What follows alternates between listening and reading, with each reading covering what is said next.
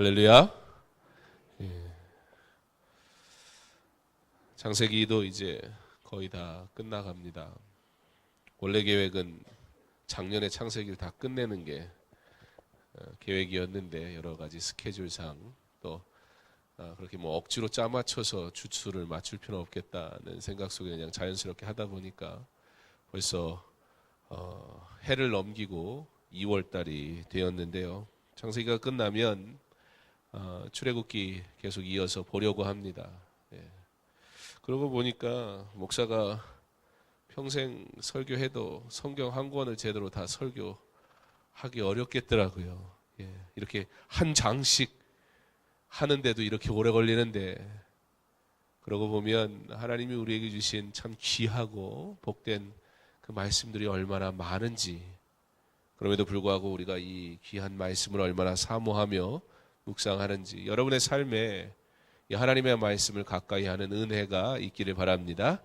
여러분의 삶에 하나님의 말씀 때문에 날마다 복되고 하나님께 영광 돌리는 그런 거룩한 삶 살아가실 수 있기를 간절히 원합니다.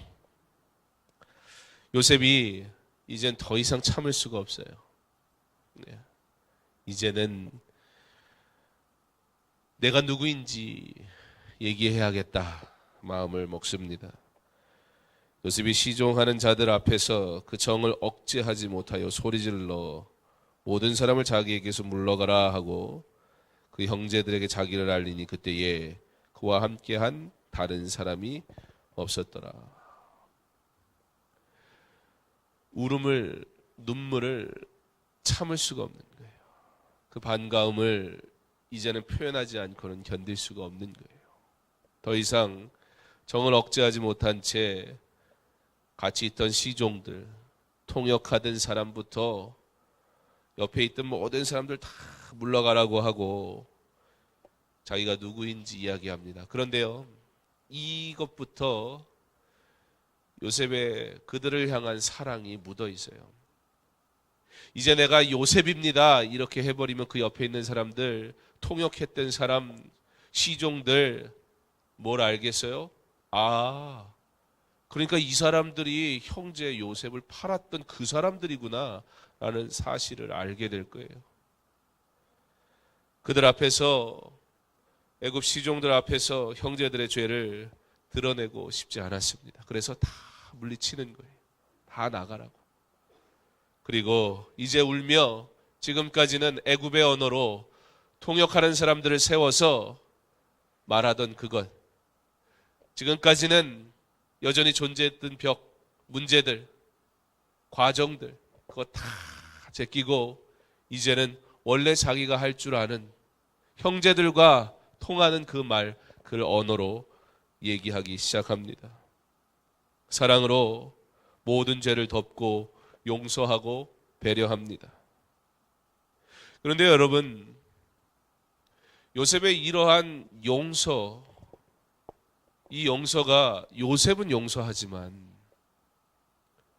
그러나 우리가 지난 시간들을 통해 말씀을 본 것처럼 이러한 시간들을 통해서 하나님의 요셉의 마음을 만지셨어요.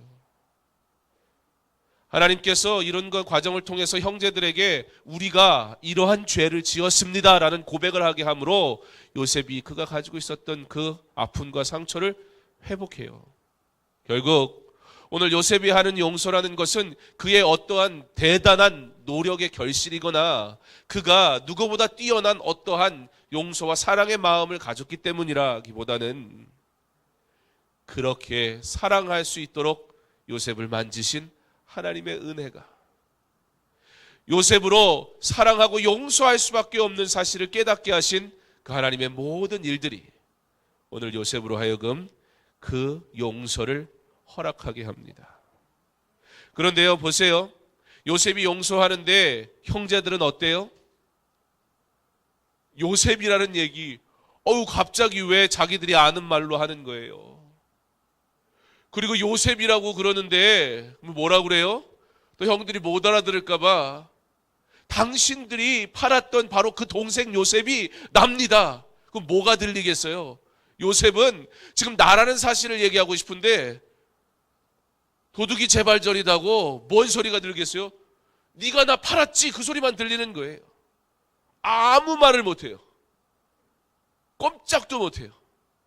그러니까 요셉이 다시 얘기하는 거예요. 가까이 오라고, 가까이 오라고. 오래니까 안 갈 수 없어서 가는 거예요. 지금 총리가 오라는데 안 갈 수 있어요? 근데 그게 요셉이래요. 야, 우리 다 죽었구나. 사람의 용서라는 것은 누가 그런 얘기 하더라고요.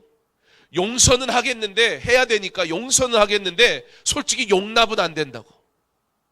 여러분, 우리가 하는 용서라는 것들은요, 때로는 우리가 용서하지만 그 용서함 때문에 내가 저 사람 용서해 줬어 라는 내 의가 드러나든지, 내가 그 사람을 용서했기 때문에, 그러나 용서를 해야 되니까 했지만 내가 불편하지 않을래니까, 이렇게 계속 살 수는 없으니까 용서는 하는데, 생각해보면, 곱씹어보면 이거 용납이 안 되는, 우리가 할 수 있는 용서라는 것들은 그렇게 완전할 수 없는 그런 것들이라는 거예요.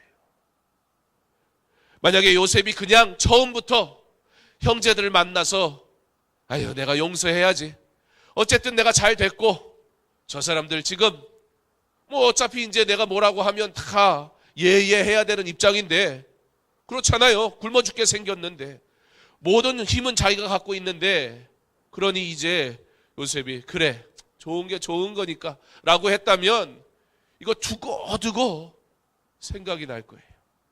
조금만 서운해봐요. 아, 갑자기 또 막 옛날 생각 나는 거예요.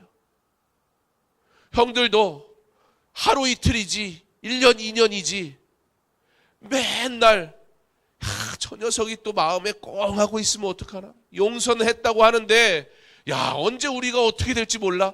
만약에 이런 관계였다면 이 만남 됐어도 글쎄요, 얼마나 갔을까요? 하나님께서 요셉으로 그들의 형제의 입술을 통해 우리가 죄 지었습니다, 이와 같은 일들이 일어나는 것이 우리의 죄로 인함이라 그들로 고백하게 하고, 그러므로 요셉을 위로하세요. 그와 동시에 하나님은 형제들로 그들의 죄가 무엇인지 깨닫게 하셨고, 그리고 그들로 그들의 죄를 고백하게 하셨어요. 요셉이 이제는 더 이상 참을 수가 없어요. 하나님이 그 마음을 만지시고 하나님이 그들을 용서하시고 하나님이 요셉의 마음에 용서의 은혜를 주시니까 요셉이 용서를 하는데 너무 기쁨이 넘치는 거예요. 이제는 더 이상 참을 수가 없는 거예요. 빨리 가서 안고 싶고 입을 맞추고 싶고 아버지 모시고 싶고 그 생각밖에 없는 거예요. 그런데 형제들은 요셉의 그 마음 알지도 모르고 놀라가지고 꼼짝을 못합니다. 사랑은 허다한 죄를 덮습니다. 그러나 이 사랑은 예수 그리스도의 사랑에 대한 것이지, 인생이 사람이 하는 사랑은 우리가 죄를 덮는다고 해서 우리는 그 죄를 덮을 능력이 없는, 그 죄는 결코 사해지지 않는 우리의 용서란 제한적이고 부족할 뿐입니다. 오직 죄 사함은 그리스도의 피밖에 없음을 믿으시기 바랍니다. 그러므로 그리스도는 우리로 그의 사랑을 알게 하시고 그의 사랑으로 형제를 용서하게 하시며, 동시에 형제들로, 죄 지은 자들로 그들의 죄를 생각나게 하사 회개하게 하시는 은혜를 베푸시는 것입니다. 우리가 용서할 수 있는 이유는 그리스도의 사랑으로 인함이며, 우리의 죄 고백도 그리스도의 사랑으로 인함임을 알므로 오직 그리스도의 사랑 안에서 우리 서로 사랑하고 섬기는 하나님의 사람들 되어야 할 것입니다. 옆에 있는 분을 사랑하십니까? 네. 뭔 일이 있어도 하실 자신이 있습니까? 네. 그렇게 사랑할 것만 같아도 그런데 권사님 아들은 왜 그래? 이 한마디에 한 달 동안 대화하네요. 아니 뭐 왜 그래? 뭐 뒤에 얘기 들을 필요도 없어요.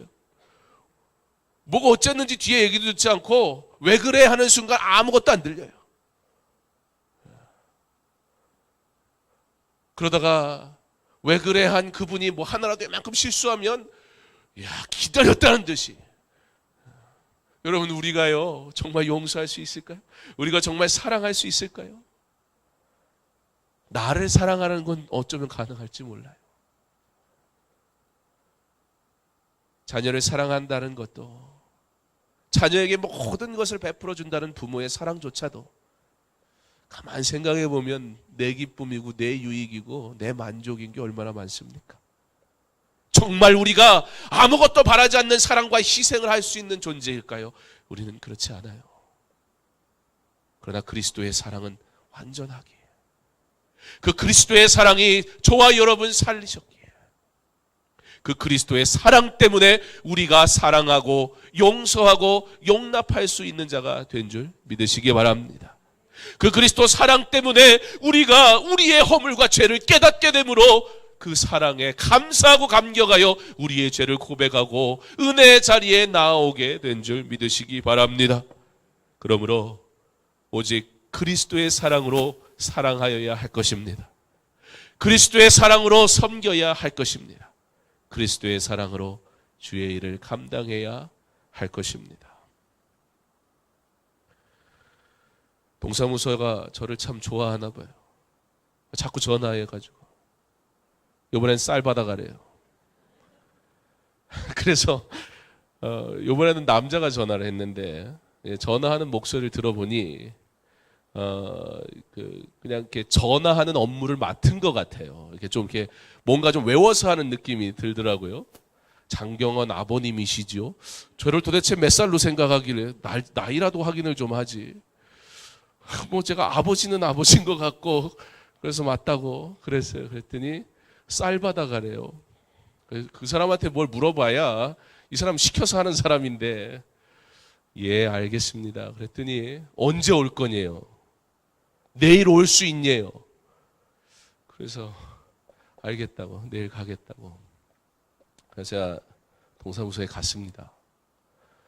사회복지과 쪽에 갔는데 마침 이제 담당자가 없고 그 옆에 앉은 분이 있어서 어떤 일로 왔냐고, 그래서 쌀 받아가라 그래서 왔다고.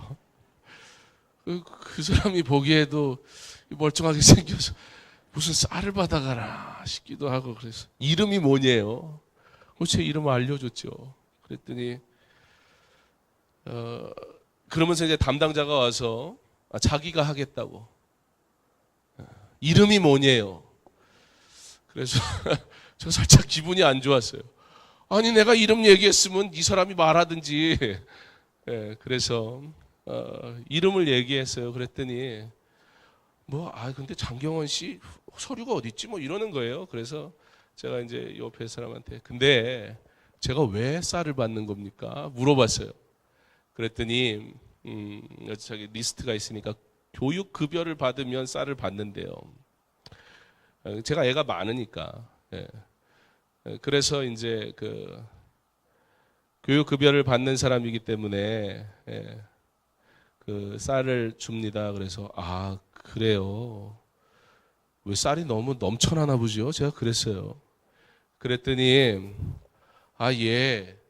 이렇게 단체나 또 교회나 이런 데서 기부를 많이 해주셔가지고 쌀을 준다는 거예요. 근데 요번에 양천구에 누가 무기명으로 몇천 포를 쌀을 기부했다는 얘기도 들었어요. 그래서 아마 요번에 좀 쌀이 많았나 봐요. 그러니까 이제 저도 이제 뭐라고 부르죠? 뭐라 하던데 모르겠고, 그런 대상이 되기 때문에 그걸 받아가라는 거예요. 그래서 제가 그랬어요. 제가 기부하는 사람인데 제가 기부하고 받아가면 좀 이상하지 않나요? 제가 그랬더니 누구냐요? 그래서 내가 저희 강서중앙교회에서 왔다고. 그랬더니 갑자기 막 친절해지는 거예요. 좀 전까지 그렇게 무뚝뚝하고 그러더라고요. 그래서 제가 쌀 주고 제가 쌀 받아오면 제가 쌀 받아오려고 쌀 준 거밖에 안 되지 않냐고. 그래서 나 그거 안 받아도 되냐고. 그랬더니 이렇게 미안해 하더라고요. 뭘 또 미안해해요. 그래서 집에 왔어요.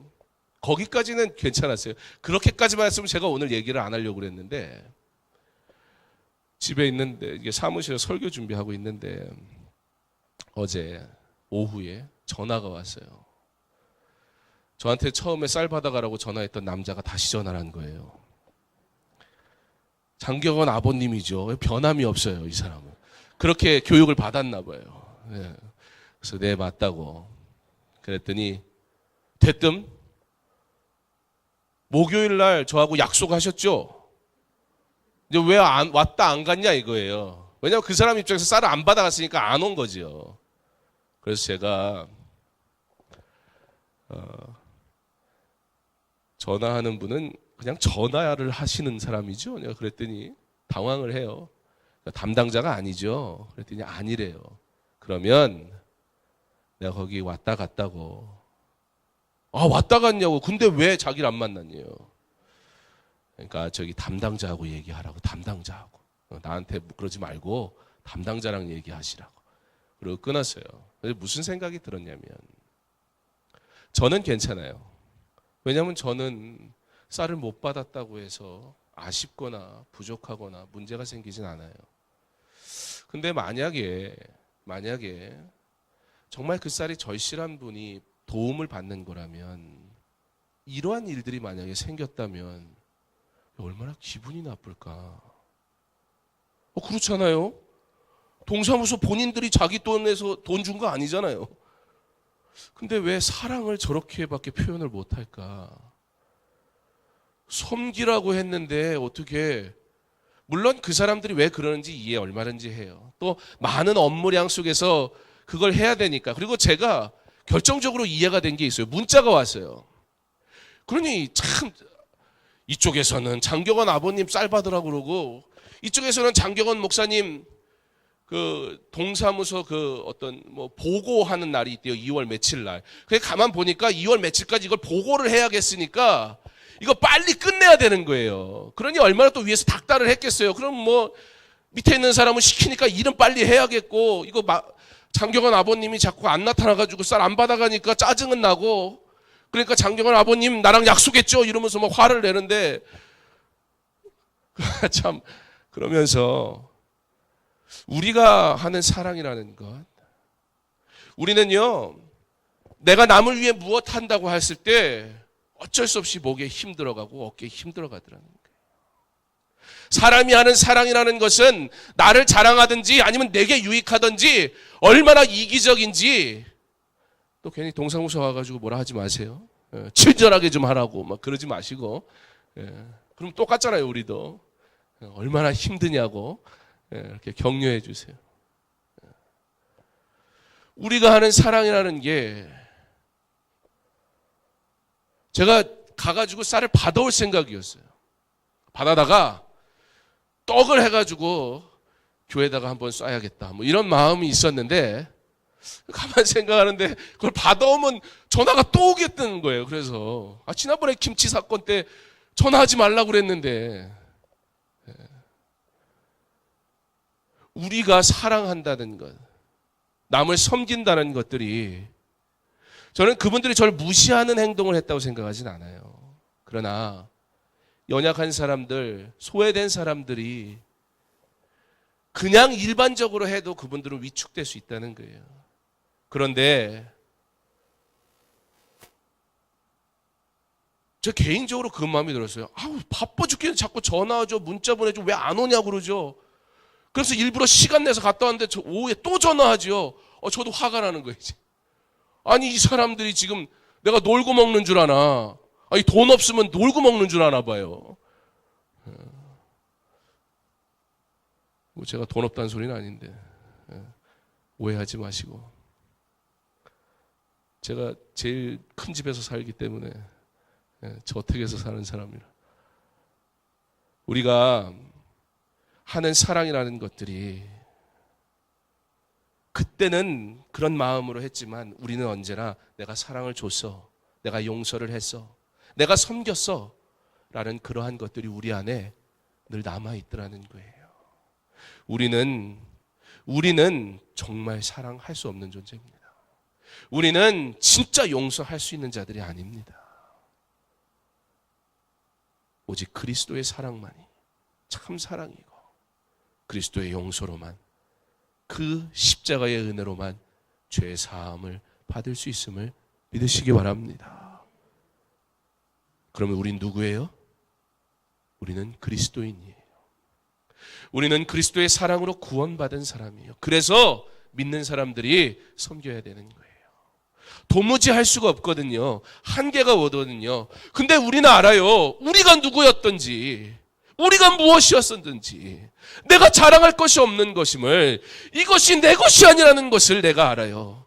그때에 내 죄를 깨닫게 하시고 그 죄를 고백하게 하시고 그 은혜가 나를 살렸음을 알기 때문에 내가 그 사랑을 증거해야 할, 전해야 될 사명이 내게 있을 때 비로소 우리는 내가 할 수 있는 사랑, 내가 할 수 있는 섬김을 넘어 그리스도의 사랑, 그리스도의 섬김으로 사랑할 때, 그때 그리스도의 사랑이 증거되고 그때에 이 지역이 변화되고 하나님이 기뻐하시는 그러한 교회, 그러한 성도가 될 줄 믿습니다. 요셉의 능력이 아니었어요. 형제들의 무엇도 아니었어요. 이 모든 일 가운데 하나님 세밀하게 계획하셨고, 하나님 은혜 주셨고, 하나님이 아픈 곳도 만져주셨고, 하나님이 변화시키신 줄 믿습니다. 그 하나님의 사랑이 저와 여러분에게 임하였으니 우리도 그와 같이 사랑하며 살 수 있는 저와 여러분 되기를 간절히 원합니다. 우리는 요셉으로 하여금 형제들을 사랑하게 하심을 통해 그리스도의 사랑을 보게 되었습니다. 형들이 큰 죄를 지었지요. 그리고 전혀 그들은 요셉의 사랑을 받을 만한 대상이 되지 못했다는 사실을 오늘 우리 말씀을 통해 보잖아요. 그리고 무엇을 깨달아요? 우리 또한 예수 그리스도의 사랑을 받을 만한 대상이 아니었음을. 그런데 요셉이 어떻게 해요? 주고 더 주고 싶어 안달이 났잖아요. 그렇게 형제들이 요셉의 사랑을 받게 되어버려요. 요한일서 4장 11절로 12절에 사랑하는 자들아, 하나님이 이같이 우리를 사랑하였은즉 우리도 서로 사랑하는 것이 마땅하도다. 어느 때나 하나님을 본 사람이 없으되 만일 우리가 서로 사랑하면 하나님이 우리 안에 거하시고 그의 사랑이 우리 안에 온전히 이루어지느니라. 사랑하면 내가 사랑받는 자가 됨을 믿으시기 바랍니다. 그러므로 그리스도의 사랑으로 서로 사랑하기 바랍니다. 강서중앙교회에 있는 것이 서로 사랑할 자들을 우리에게 허락하셨음에 감사함으로 사랑하십시오. 그렇게 서로 사랑하는 믿음의 공동체, 그 사랑의 공동체 되어 내가 하나님의 사랑을 날마다 누리며 살아가는 하나님의 사람 될 수 있기를 소망합니다. 사랑할 만한 것이 없는 우리를 사랑하신 하나님의 사랑으로 형제 자매된 우리가 서로 사랑하고 그 사랑을 나누어 그리스도의 사랑이 증거되는 삶을 사는, 멋지잖아요.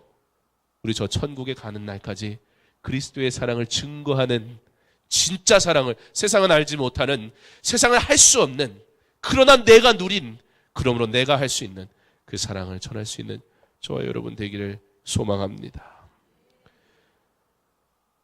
우리는 그가 이와 같이 형제들을 용납하는 일에 있어 그가 하는 말에 주목할 필요가 있습니다. 요셉이요, 이게 하나님이 하신 일이라는 게 분명한 것이, 요셉이 용서를 얘기하잖아요. 괜찮다고, 두려워하지 말라고, 가까이 오라고, 나 그거 이제 더 이상 그거 뭐라고 안 할 거라고 막 얘기하는데, 그 모든 말의 가장 핵심이 뭐냐면 이 일은 하나님이 하신 겁니다 라는 거예요. 하나님이 하신 거예요. 그 말에 요셉이 내가 뭔데 용서하고 말고 하지?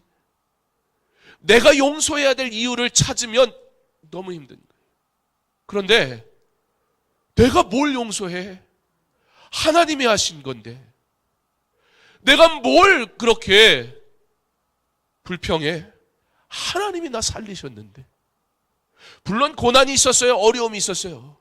그러나 죽어야 되는 그 현장, 결코 옥에서 풀려날 수 없는 그 현장 속에서 하나님은 기가 막히게 일하셨고, 요셉이 보았잖아요. 하나님이 함께 하심을.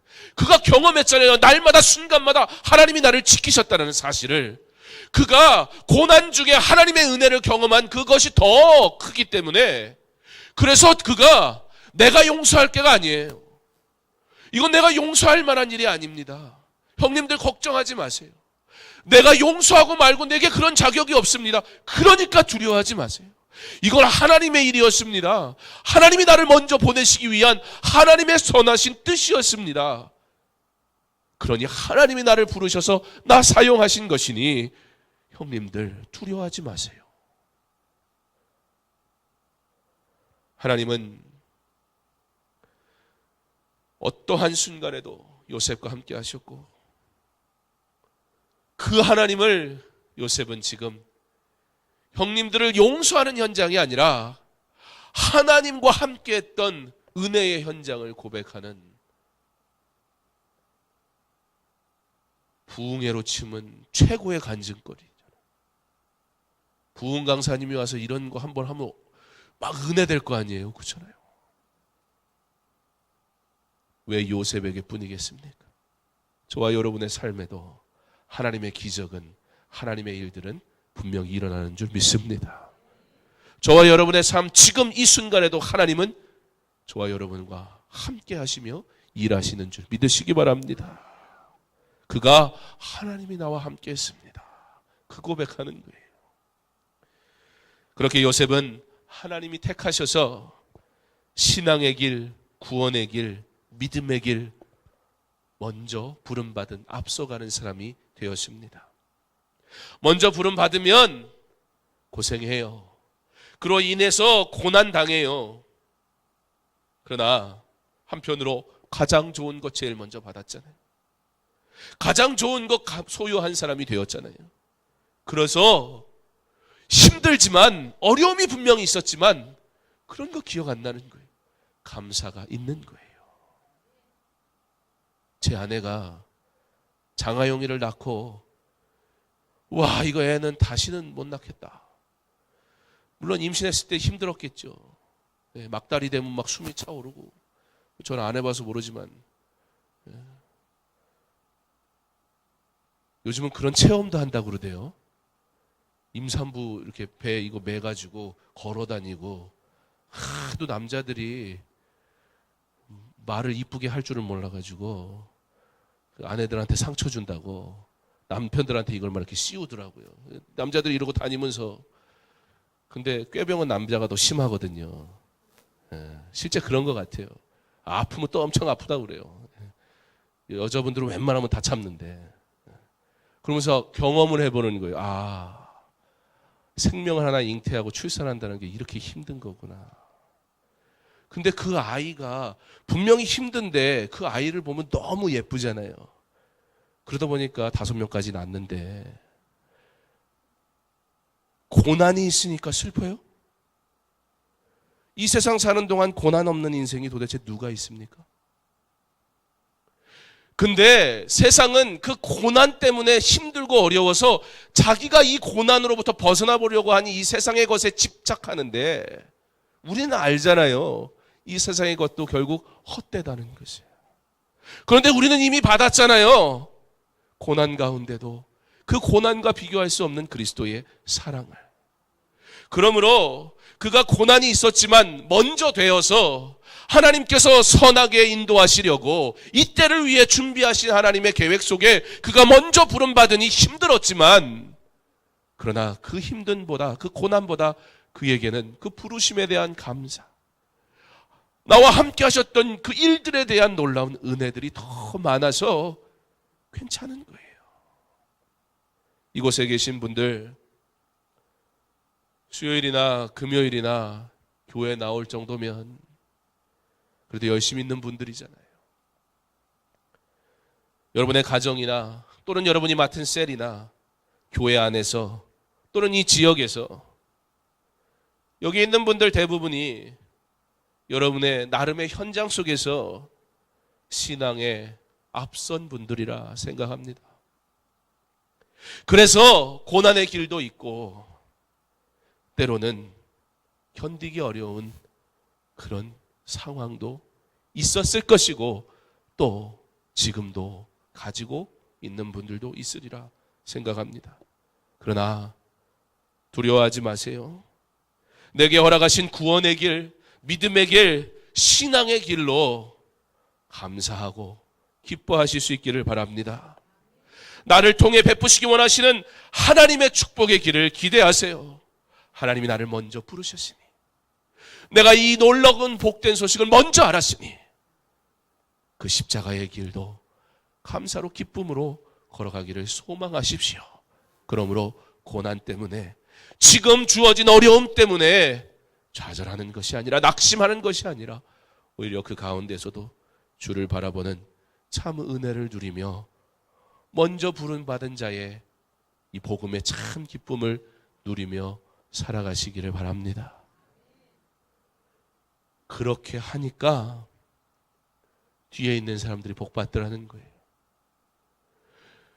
요셉의 사랑을 받을 만한 어떠한 공로도 없는데 형제들은요 몽땅 다 받았어요. 요셉은 그거 얻기까지 얼마나 고생했습니까?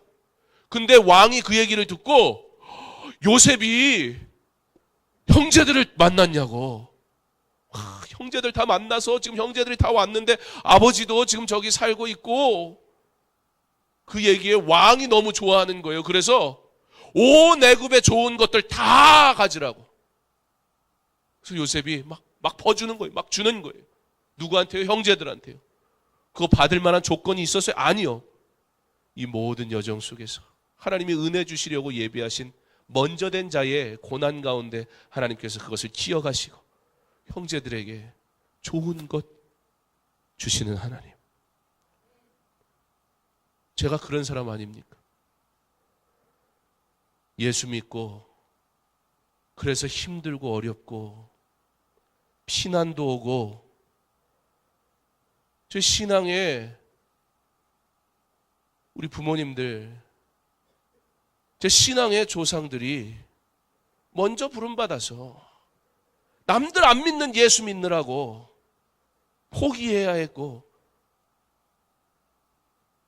많은 어려움과 고난 속에 있었지만 저는 한 거 아무것도 없는데 다 받아 누리잖아요. 어떤 물질의 개념이 아니라 신앙의 1세대 된 사랑하는 여러분, 고난도 기쁨으로 먼저 부름받았으니 감사로 여기시기 바랍니다. 그리고 여러분 때에서 끝내면 안 됩니다. 이거 물려줘야지요. 여러분의 자녀 손들이 내가 부모로부터 받은 가장 좋은 유산, 믿음이라 고백하게 만들어야지요. 그러므로 지금 비록 어렵고 힘들어도, 고난 중에도 그 복음을 내가 받은 것에 감사하며, 좋은 것 내게 주신 것에 감사하며, 요셉을 지키신 하나님 나를 지키실 것을 분명히 믿음으로 후대에 더 좋은 것으로 그 믿음의 귀한 것을 알게 하시려고 나로 걷게 하시는 이 고난의 길, 믿음으로 잘 감당하게 하옵소서 기도하며 하나님이 이루실 일들을 기대하며 살아갈 수 있기를 바랍니다. 사랑하는 성도 여러분, 요셉의 고백과 같이 하나님은 우리의 삶에 대한 목적을 가지고 섭리하고 계십니다. 우리의 관점에서 보면 때로는 이해할 수 없을 때가 많지만 그의 자녀를 향한 하나님의 계획은 결코 부족하거나 모자르지 않습니다. 또한 성도에게란 절대 우연이라는 것은 존재하지 않습니다. 우연히 교회 지나가다가, 우연히 교회에다가 주차하다가 온 거 아니에요. 집사님 알죠? 주차하다가 온 게 아니라 하나님 주차하게 하셔서 온 거예요. 우리를 향한 하나님의 계획, 우리의 생각으로는 알 수도 없고 깨달을 수도 없어요. 내가 했다고 할 만한 게 하나도 없어요. 하나님은 이미 우리를 구원하시려고, 은혜 주시려고 여전히 일하셨고 일하고 계시는 하나님이에요. 내가 어려운 일 당할 때 그러므로 성도는 낙심하는 거 아닙니다. 내 영혼아 내가 어찌하여 낭망하며 어찌하여 내 속에서 불안해하는고. 너는 하나님을 바라라. 나는 내 얼굴을 도우시는 내 하나님을 오히려 찬송하리로다. 그가 찬양할 상황이 아니었어요. 성전 문을 지키는 자로 찬양대로 살던 그 인생이 무슨 이유 때문인지 지금 하나님을 찬양할 수 있는 환경이 아니고 주를 위해 살 수 있는 여건이 주어지지 않는 그때에 내 영혼아 내가 어찌하여 낭망하며 어찌하여 내 속에서 불안해하느냐. 너는 하나님을 바라라. 나는 내 얼굴을 도우시는 내 하나님을 오히려 찬송하리로다. 성도는 낭망하는 것이 아니라 모든 상황 속에서 하나님을 찬양하는 자임을 믿으시기 바랍니다. 하나님 그때에 여전히 일하시고 그리고 하나님이 정한 그때에 놀랍게 열매 맺게 하실 줄 믿습니다. 하나님께서 그의 뜻을 이루어 가심을 믿으십시오. 그러므로 우리는 그의 뜻 안에 은혜를 누리는 자임을 기억하십시오. 나의 나됨은 하나님의 은혜라는 바울의 고백과 같이 우리도 늘 그렇게 지금 나의 나됨 감사하며 하나님의 은혜만 찬양할 수 있기를 간절히 원합니다. 요셉은 그리스도의 모형입니다. 요셉이 잡혀갈 죄가 없음에도 불구하고 형제들의 미움을 받아 노예로 팔려갔고 보디발의 아내의 모함으로 옥중에 갇히는 고난을 당했던 것처럼 예수 그리스도께서는 죄가 없으신 분이시지만 종교 지도자들과 유대인들로 인하여 괴로움과 배척을 당하였고 십자가에 못 박혀 죽으셨습니다. 성도 역시 복음을 위하여 고난을 받을 것입니다. 그러나 구원의 길을 앞서감으로 인해 성도는 그것을 고난이라 말하지 아니하고 은혜의 길이라 고백하게 되는 것입니다. 그러므로 낙심하지 마십시오. 두려워하지 마십시오. 우리 하나님 함께 하심을 믿으시기 바랍니다. 요셉을 통해 그의 뜻을 이루시고 그를 지키시고 그와 그의 가정을 구원하심과 같이 성도와 그 가정을 지키시고 인도하시고 복 주실 줄 믿습니다. 무엇보다 구원의 소망이 우리에게 있으니 담대히 십자가 복음을 위하여 승리하며 살아가는 저와 여러분 되기를.